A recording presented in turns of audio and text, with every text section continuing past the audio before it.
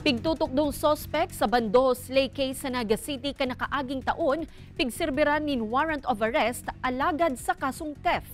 Pamilya Bandoho laom na daina ibasura kan piskalya an isinumitir na motion for reconsideration. Si Chris Novello nakatutok. Makaliis ibasura kan piskalya ang kasong robbery with homicide as inibaba sa kasong theft na pigsunad kontra sa pigtutugdong sospek sa panggagadan sa daragang si Rosel Bandoho.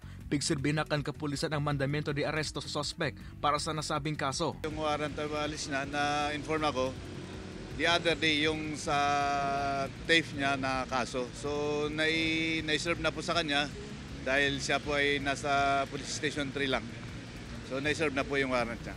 Sa ibongkan pagsirbina kan warrant of arrest, di ba giraray nagiging panatag asin nga kukontento ang pamilya Bandoho.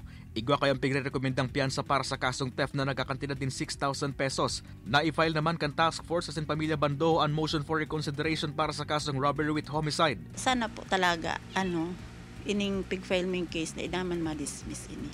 Yun naman lang pang talagang matawan na ng hostisya ang aki ko.